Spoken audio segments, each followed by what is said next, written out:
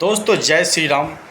1 तारीख को फिर से आज चुनाव होने वाला है और अब जो है लास्ट ऑप्शन है 4 जून को। पूरा देश में क्या माहौल होगा, क्या सबका मुद्दा होगा कि 4 जून को बीजेपी वाले जीत रहा है या कांग्रेस पार्टी जीत रहा है।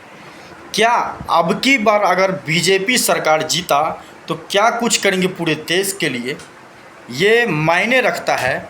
आखिर क्यों ना हम उस व्यक्ति को वोट करें जो हमारे लिए सोचे, हमारे पूरे देश के लिए सोचे कि किसे हमें वोट करना चाहिए और क्या हम सोचकर वोट करते हैं। क्योंकि सबसे बड़ी बात है, आप 5 साल में चुनते हैं नेता कि हमारे लिए वो कुछ करे। अब अपने गांव के छोटे मुखिया चुनते भी हैं, वो भी ये सोच कर चुनते हैं कि हमें इस आदमी को चुनना है और हमारे लिए ये आदमी परफेक्ट रहेगा और हमें इसी आदमी को वोट करना चाहिए क्योंकि ये हमारे गांव का विकास करेगा।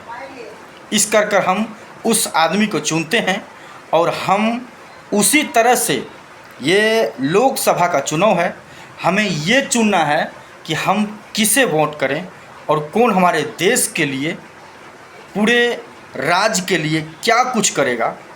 क्या हमारे बिहार के लिए कुछ बदलाव लाएगा अब की बार फिर से मोदी सरकार अगर आएगा तो। क्या इस बार फिर से मोदी सरकार ही आने वाला है कि अब की बार राहुल गांधी का पार्टी आने वाला है।